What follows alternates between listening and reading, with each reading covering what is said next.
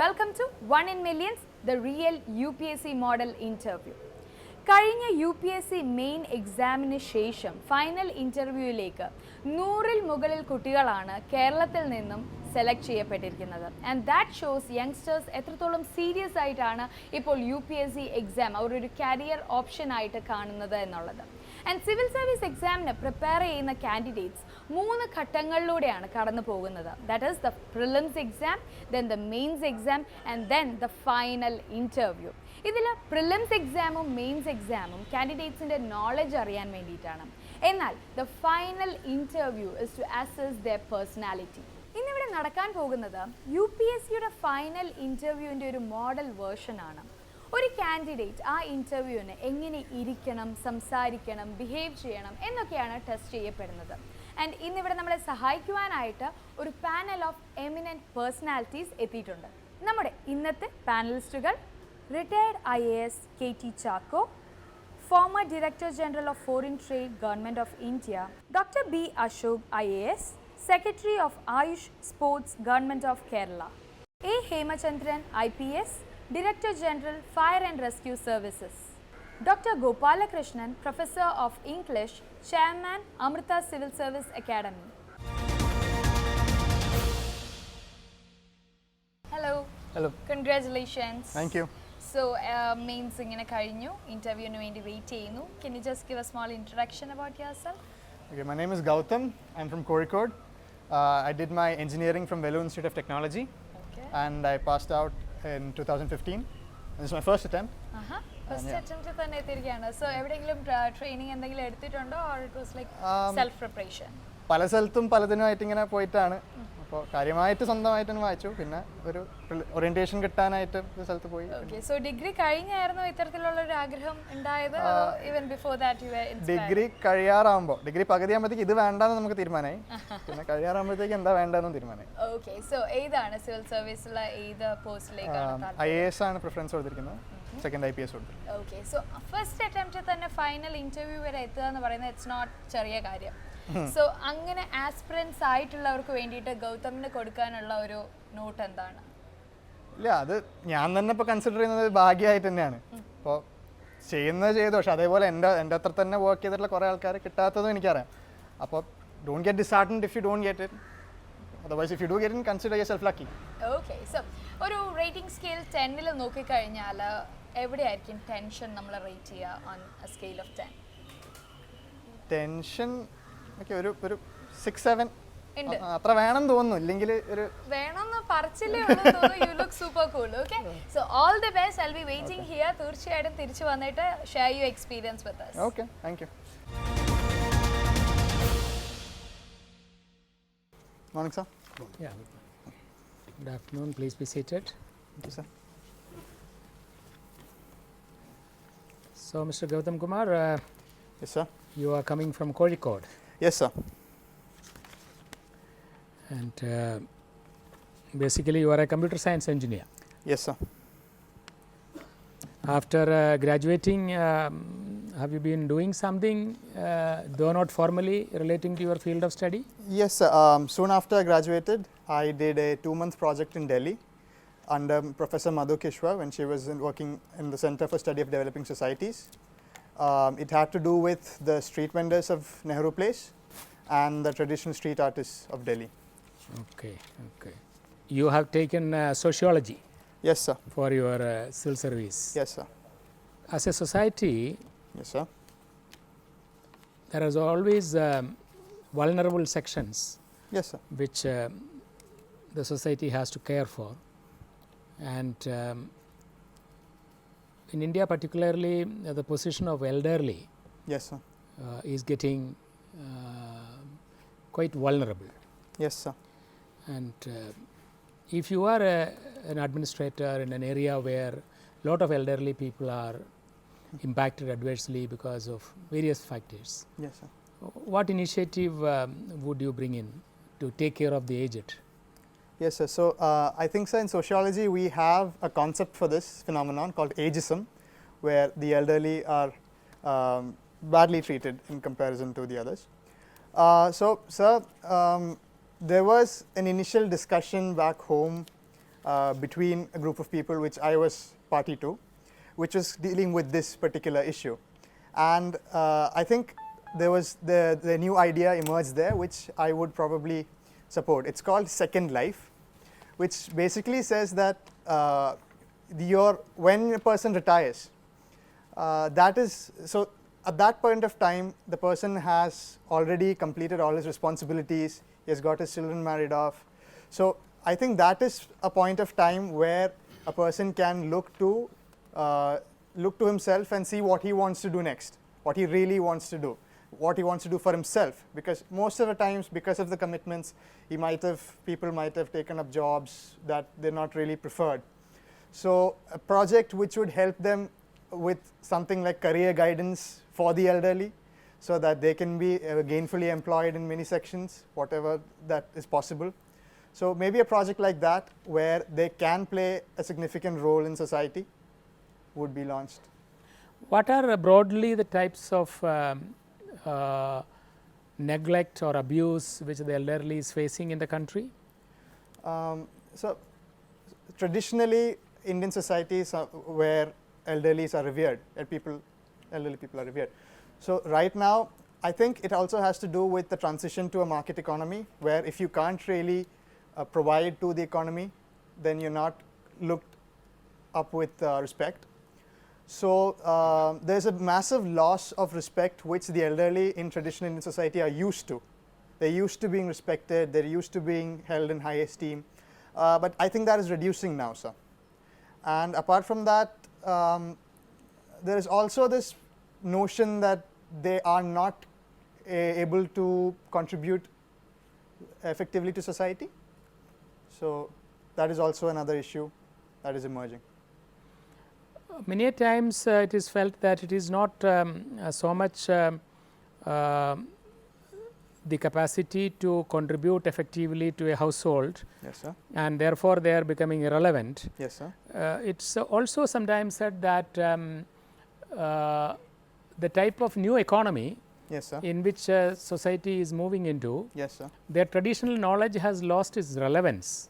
Yes, sir. In the sense, earlier the wisdom of the eldest on matters regarding agriculture would be final. Yes, sir. But now only 19% of the GDP comes, or 17% from the agriculture. Yes, sir. So in the rest of the economy, probably their capacity to contribute meaningfully, yes, sir, is itself a matter which has relegated them to back somewhere to the back of the whole consideration zone.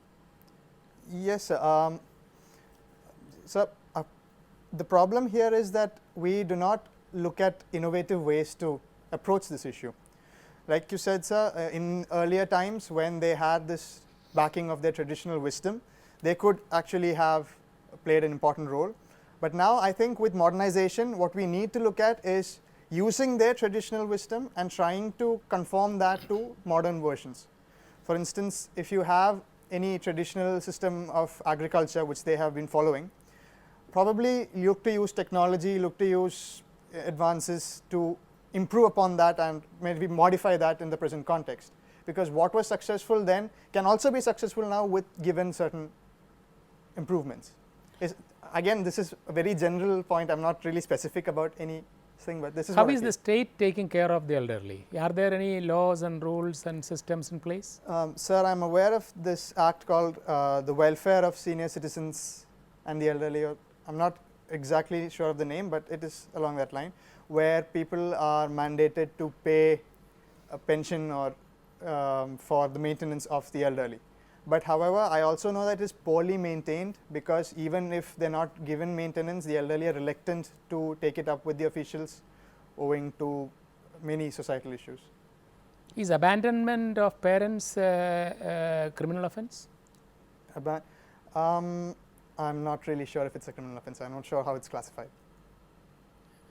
And coming back to the sociological issues, yes, sir, the society gets transformed, yes, sir, depending upon the structure of the economy and its interplay with the society. Yes, sir.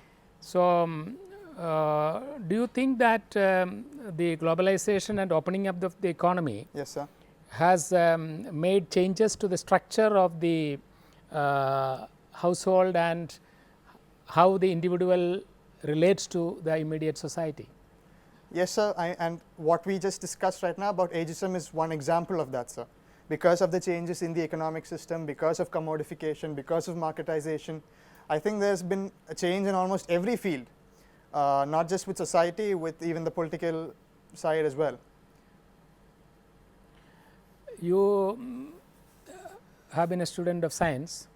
Yes, sir. In your school days. Yes, sir. I just needed a scientific answer to a simple question. Okay, sir. You have seen paddy fields. Yes, sir. Particularly in areas which are in the Kotanad area or elsewhere. Yes, sir. And it is standing in water. Yes, sir. Okay. But still, yes, at sir. about noon time, okay, sir. or 2 o'clock around that, it wilts even though it is standing in water. Okay, sir. Why does it happen? What is the scientific answer to it? I don't think I can recall all that much, sir. I'd like to add, sir, because even in school, even though I was a student of science, it was just the programming aspect of computer science which led me to take science apart from the other thing. And I'd also like to add, since this is biology, I wasn't a student of biology. No, I'm asking you physics. Okay, sir. So I think it's pretty evident that I'm not really. It's called the rate of absorption of water by the plant. Okay, sir. Is at a lower space compared to the loss of water. Okay, sir. Because of the heat. Okay. The evaporational loss. Okay, sir. Exceeds the absorption of water. Okay, sir. Thank you, sir. Okay. The government has been on and often coming up with agricultural loan waivers. Yes, sir. And the banking community has been, of course, against it. Yes, sir. What is your views on loan waivers? Sir, although I do see a point in the banking community's argument that it does not promote a healthy economic behavior because it means it's sort of impunity to not paying back. I think the crisis that the farming sector is going through, it's a very humane decision that needed to be taken. So we have rising farmer suicides in almost a lot of states, and I think this could actually have benefited them because of the loan waivers. But sir, also I'd like to add, at the same time, there is another section of farmers who have no access to formal credit, who are not really targeted by this sort of loan waiver program. So I think there's along with this loan waiver, I think there should be some measures to look to them as well, because right now the whole question of farming is relegated to, I guess, lower middle and middle level farmers. The lowest farmers, I think, are neglected. The statistics in the banking sector shows yes, that NPAs are growing. Yes, sir. And therefore, the fundamentals of the banks are becoming shaky. Yes, sir. And banks are facing a huge provisioning requirement for bad debts. Yes, sir. In that scenario, do you think that we can go on perpetually waiving loans and expect the banks to lend? Sir, will it not create a problem of shortage of funds for the agriculture sector? Yes, sir, but I think we also need to prioritize, because most of the NPAs, if I understand, is because of defaults from large corporate houses and not from farmers, if you look at the segments of the NPAs. And I think it's not fair that you target the farmers when you're not able to properly address the defaults by the large corporates. I think we need to have, we need to prioritize the areas where we're going to target. And even if we're going to evolve a more rational loan waiver policy, it should be after we settle the issue with the corporates. So you would say that first recover from the corporates and then only recover from the yes, sir. farmers. Yes, in a very basic way, yes, sir.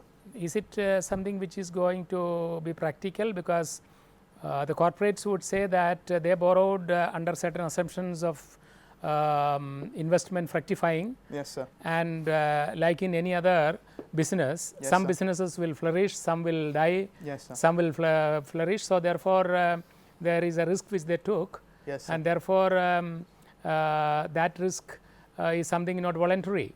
And the default is not voluntary. So how do you keep on recovering from a bad debt if it is irrecoverable? Yes, there are sir, some cases may be recoverable. Yes, sir, but I think the same would apply for farmers as well, because unstable monsoons, drought, and more issue like unavailability of groundwater. So there are a lot of issues that the farmers also face which are out of their control. So I think when you consider the factors that affect their ability to repay loans, I believe that they're both actually the unpredictable variables are both at the same level. So given that, I think when one is a matter of life and death and the other is a matter of profit or less or lower profit, I think life and death should be given more priority and should be given more protection. There have been some studies conducted on the reasons for the farmers taking loan. Yes, sir.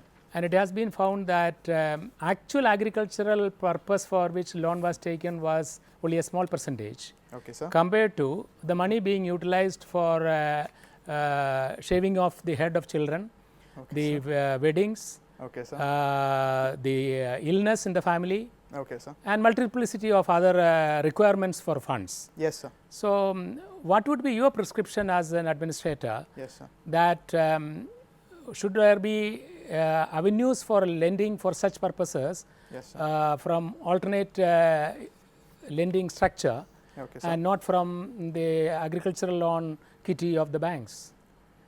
Yes, sir. I definitely think there should be a separation and there should be strict monitoring as with what amount goes to the actual productive agriculture process and what amount goes to consumption, like for the weddings or for personal use. And I think there should be different policies governing both.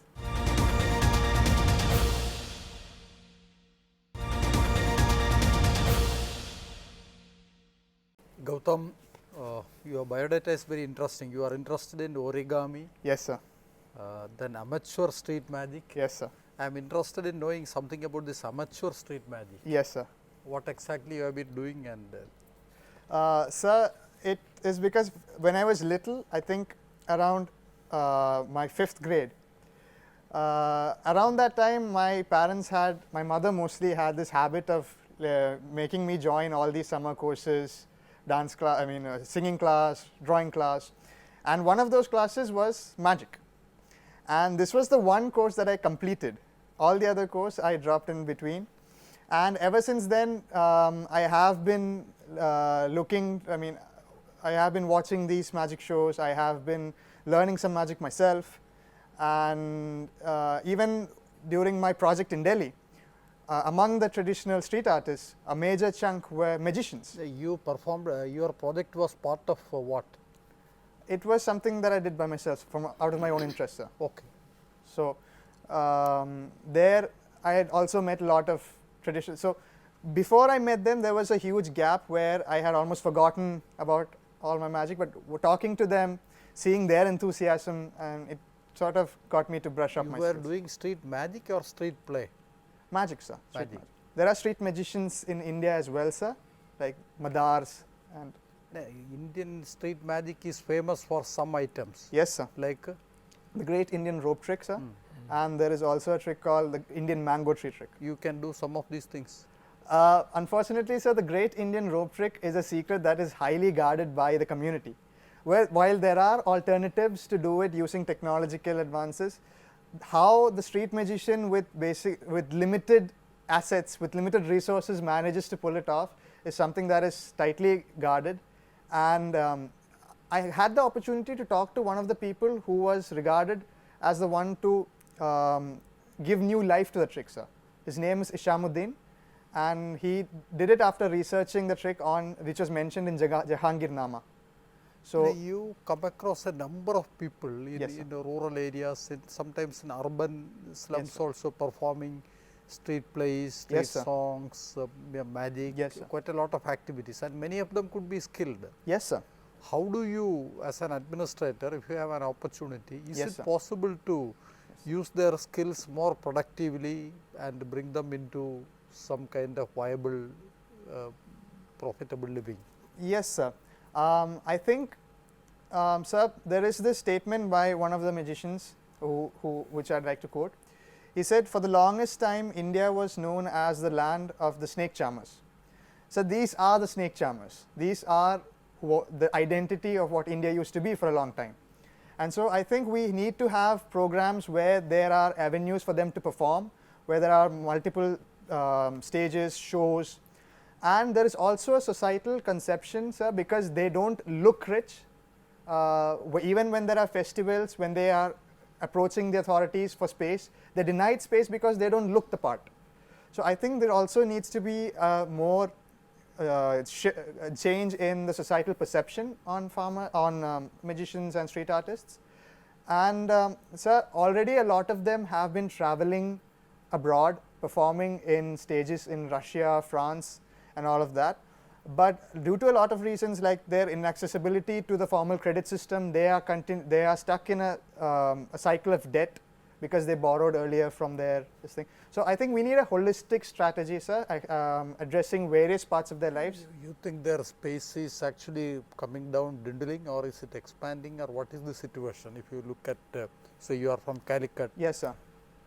So I think space is generally coming down because, sir, we are giving more weightage to industries or to areas where I can generate more income.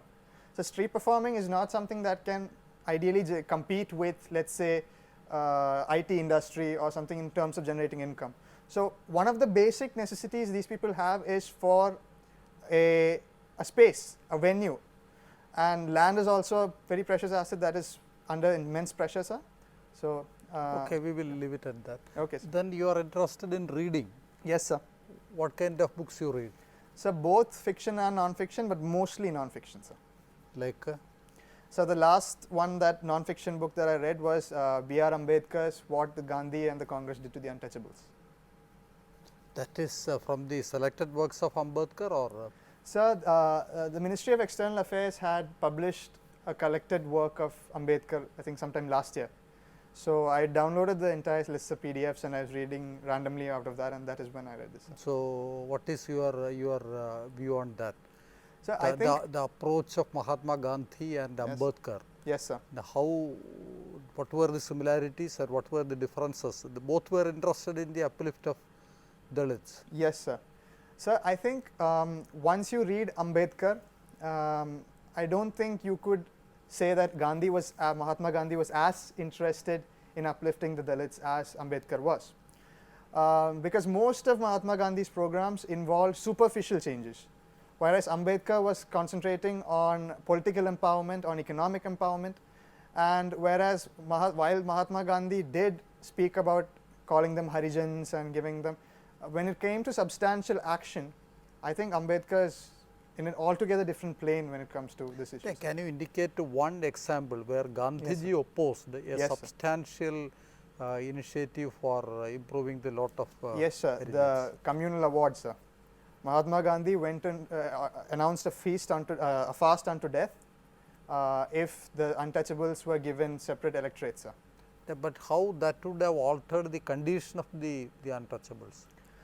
Sir, the issue was that firstly, sir, there is a popular perception that the separate electorates were just completely a different segment. But what Ambedkar, what he suggested was that a separate electorate in addition to their membership in the general electorate. So what it would have ensured is that the untouchables would be able to elect someone who is truly their representative.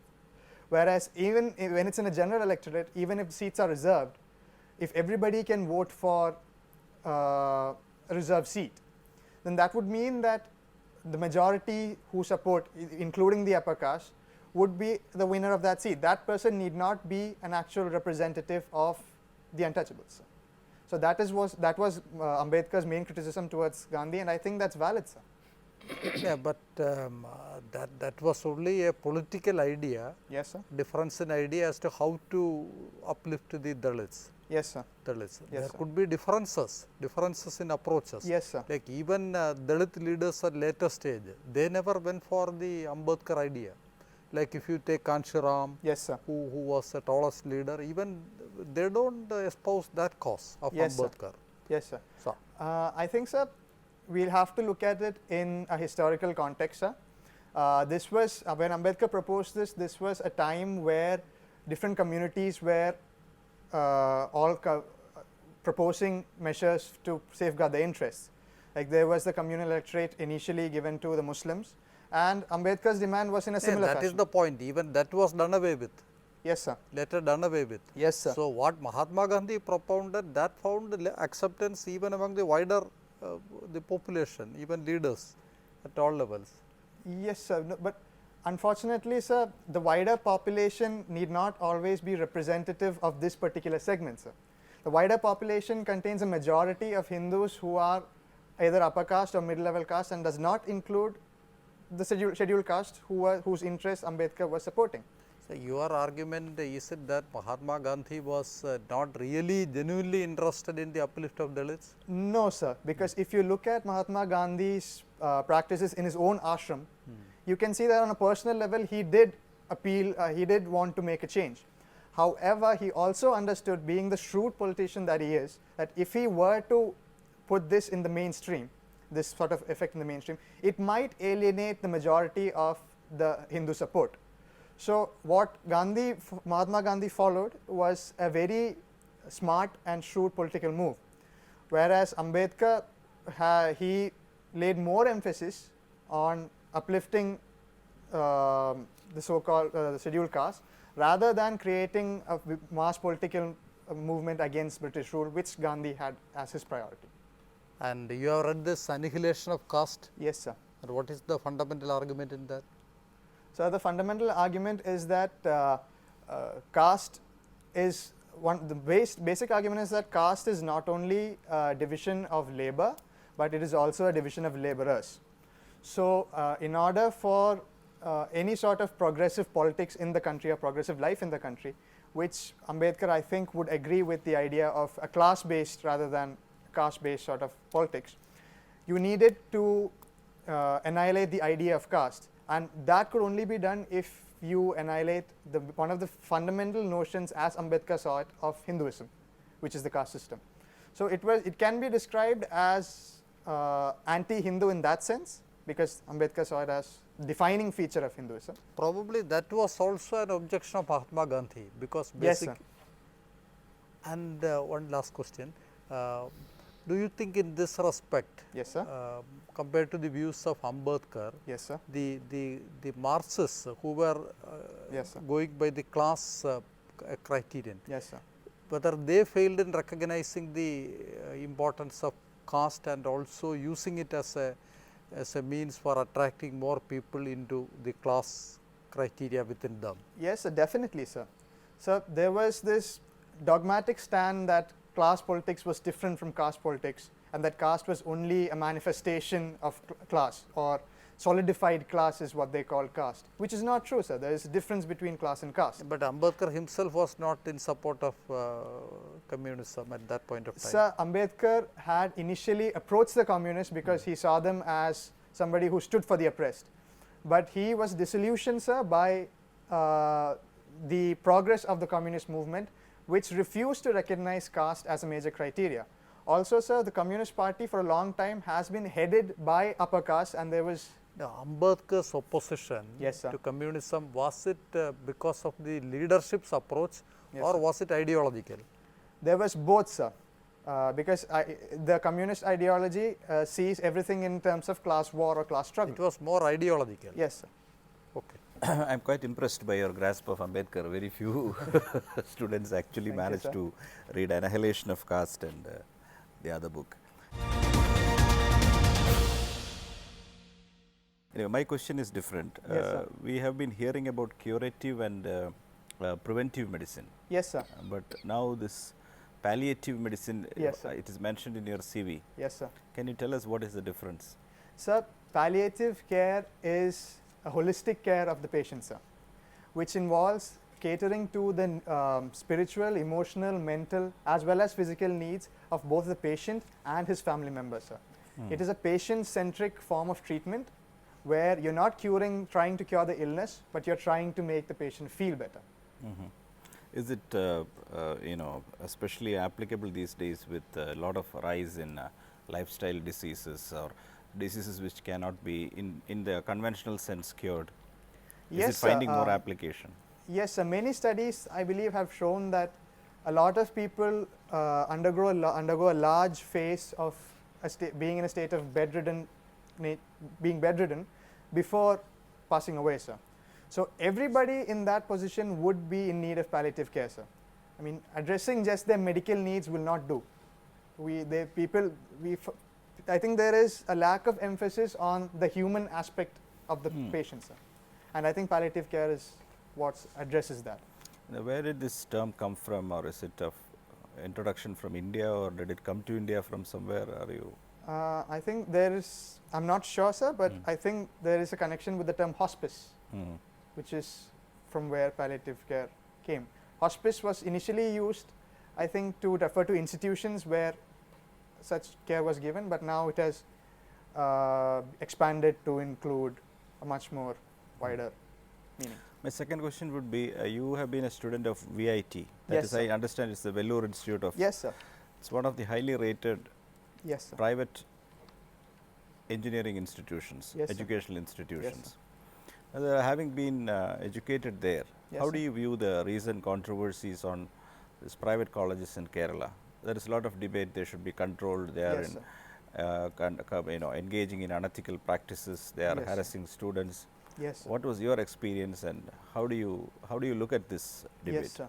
So, although private colleges have been successful in providing students with placements and jobs, the unethical practices that go on there is a reality, sir. And there are issues where What are the major unethical practices which go on, which are rampant in these institutions? so there is a huge issue of gender discrimination, where women are denied equal opportunity, where there are different in times for women than men. That is there in even government institutions. I am told Yes, sir, even, but even that is CET has the same sort of. Yes, sir. Women Yes, sir. students stay are out longer. required to check in earlier.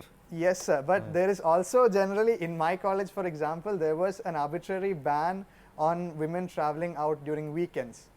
They could only travel when the college would take them to a place. They would let them go for 2 hours, and then they would take them back here. And a lot of the times when the students approach the management does not take a sympathetic stand, is what I believe, sir.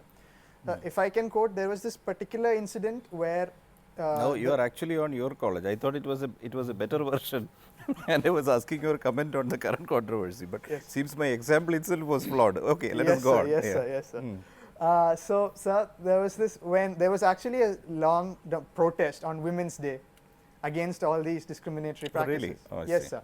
So finally, at the end of the day, a delegation of women students met the pro vice chancellor, sir, and they asked him what the reason was. Sir, the reason given was a completely baffling reason.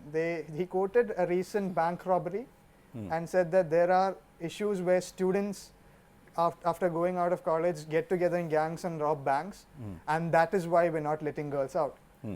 And who do we turn to when such a thing happens, sir? I mean, Well, I don't have an answer. I Yeah. am merely listening to you. yes, sir. So, So, I think there needs to be a certain, at least some autonomous body that looks through the student culture in college and ensures that such unethical practices are not. What about the recent controversy in Kerala regarding, a lot of discussion on controlling this? How do you look upon that?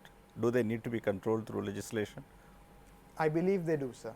I believe giving colleges such a degree of autonomy where they're not answerable to anybody according to the rules that they frame or according to the actions that they take will eventually lead to a completely frustrated and disillusioned student population, which is not good for any society, sir.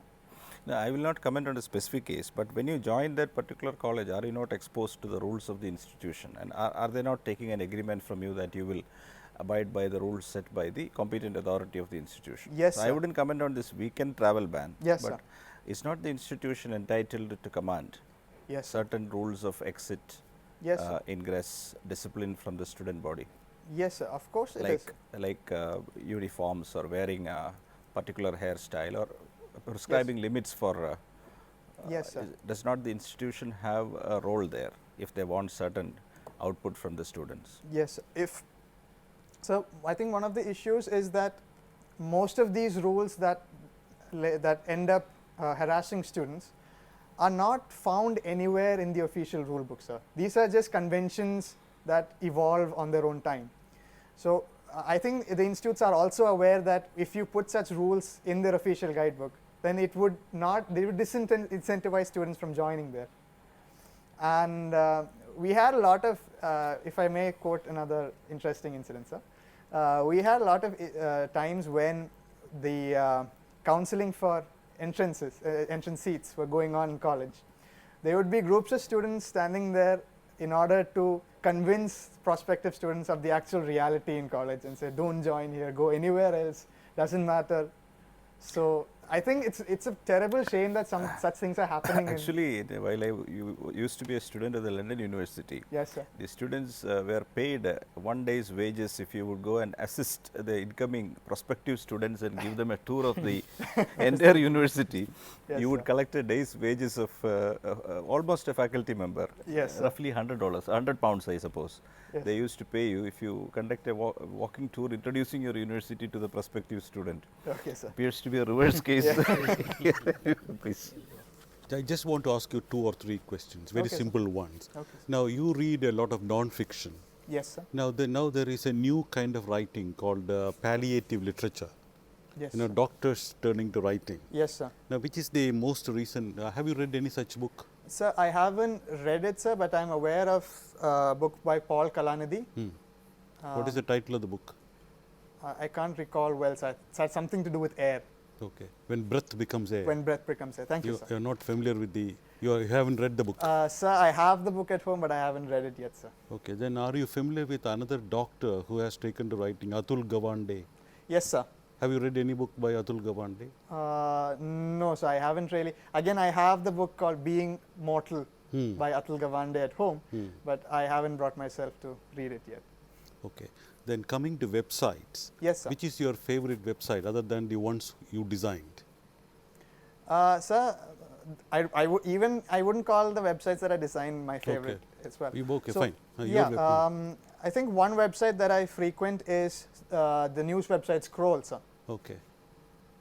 So it is very user friendly. Okay. It has everything. It has sections where people looking for. So for other purposes, for your preparation for IAS and all that. Yes, sir.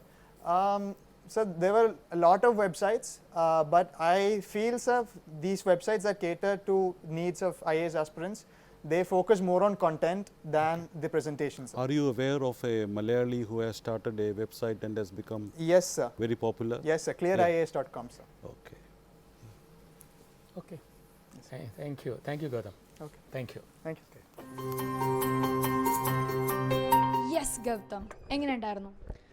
നന്നായിരുന്നു. Board നല്ലോണം സംസാരിക്കാനൊക്കെ അനുവദിച്ചു. അവർ പറയാനുള്ളതൊക്കെ കേട്ടു. വളരെ കോർഡിയലായിരുന്നു.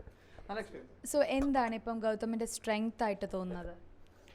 അല്ല, പൊതുവേ എനിക്ക് തോന്നുന്നത് സംസാരിക്കാനും കഥ പറയാനും ഇഷ്ടമുള്ള ഒരാളാണ് ഞാൻ. അപ്പോൾ അത് ബോർഡിനും കഥ കേൾക്കാൻ ഇഷ്ടമായത് അതുകൊണ്ട് രക്ഷപ്പെട്ടു എന്നാണ് എൻ്റെ വിശ്വാസം. അങ്ങനെ വരുമ്പോഴത്തേക്ക് ഒത്തിരി കഥ പറഞ്ഞു കഴിഞ്ഞാലും പ്രശ്നമല്ലേ? സോ വാട്ട് യു തിങ്ക് എന്താണ് വീക്ക്നെസ് ഇൻ്റർവ്യൂവിനെ ഫേസ് ചെയ്യാൻ പോകുന്നതിന് മുമ്പ് ശരിയാക്കണം, ക്ലിയർ ചെയ്യണം എന്ന് വിചാരിക്കുന്നത് എന്താണ്? ഈ പറഞ്ഞത് തന്നെ എവിടെയാണ് നിർത്തേണ്ടതെന്ന് കൃത്യമായിട്ടൊരു ധാരണ വേണം മാത്രം. ഓക്കെ, അപ്പോൾ ഇനി കുറച്ച് നിമിഷത്തിനുള്ളിൽ എത്രത്തോളമാണ് അല്ലേ അവിടുത്തെ പാനലിനെ ഇംപ്രസ് ചെയ്യാൻ പറ്റിയിരിക്കുന്നതെന്ന് അറിയാൻ പറ്റും. And you all the best.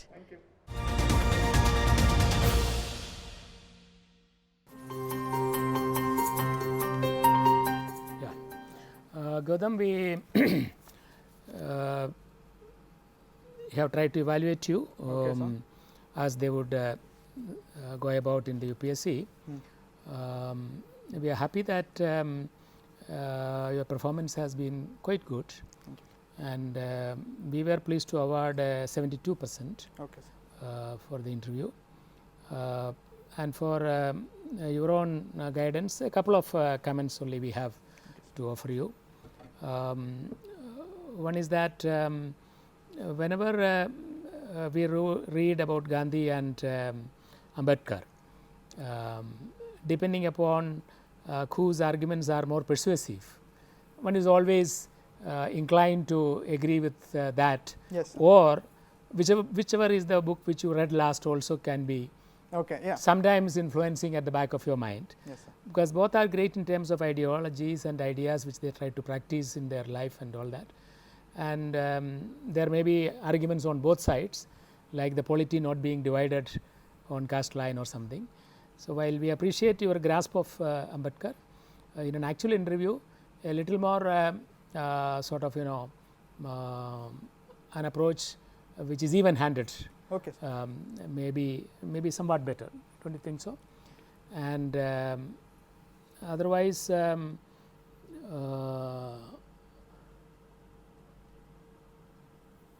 on loan waiver ratio, there is nothing much on that, because there are both aspects are correct. The per unit loan for farmer is a small amount, therefore the impact of injury, if it is asked to repay without any remission, can be more injurious to the person, whereas the other person has more of staying power. So, but all the same, the country needs to have an approach which honors commitments to repay. Okay. If that foundation is shaken, Yes, sir. then future will become quite bleak for institutions in the country. Yes. But other than that, I have nothing to. I agree with this, sir. You are doing exceedingly well. I had interacted with a number of candidates qualified that you are the best. Your articulation is very good, your understanding is good, your views are very logical and rational. Only thing is, as sir said, when you are asked to compare, Yes, sir. like different views, sometimes the board may not give you as much time as I give. Yes, sir. So there you may have your reasons for a particular view, Yes. but it is better if you are touching upon a great personality, Yes. not to leave a wrong impression. If Okay, you sir. get the adequate time, you can clarify, and Yes, you can. But sometimes they may not be patient enough. Oh, this man has got like that. But that's only a minor caution. Otherwise, you be what you are doing exceedingly well. You will do very well. Thank you, sir.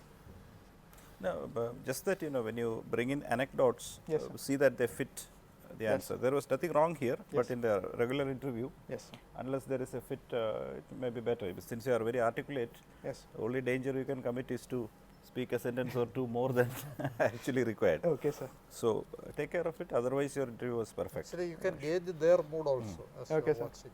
Similarly, when always try and focus on the issues. Okay. I gave you actually a possibility to answer on the issues with self-financing of private colleges. I thought you could have brought out a few more issues there, Okay, sir. like lack of transparency in the Yeah. levy of fees, Yes. capitation fee. Yes, sir. Then there are lots of judgments which have come from Supreme Court on this private sector education. Yes, sir. So if you know them, it is better to move towards them than Okay, sir. actual experiences of college life. Okay, sir. So such distinctions might add a few more marks to you. Okay, sir. Thank you. Okay, thank you. Fine. Yeah. Thank you, sir. Thank you. Best of luck. Thank you. Okay so എങ്ങനെ ഉണ്ടായിരുന്നു review ഒക്കെ വളരെ positive feedback ആയിരുന്നു. എത്ര പെർസെൻറ്റേജാണ് പറഞ്ഞത്? 72% കിട്ടിയെന്ന് പറഞ്ഞു. 72. എനിക്ക് തോന്നുന്നു ശരിയാണെങ്കിൽ ഇന്ന് കഴിഞ്ഞതിൽ നിങ്ങൾ രണ്ടുപേരേ ഉള്ളൂ 70 അബവ് കിട്ടിയിരിക്കുന്നത്. അപ്പോൾ all the best for your final interview. ഈ ഒരു കോൺഫിഡൻസ്, ഈ ഒരു സ്മൈലൊക്കെ തന്നെ ആ ഇൻ്റർവ്യൂ കഴിഞ്ഞ് വരുമ്പോഴും ഉണ്ടാവട്ടെ. All the best. Thank you.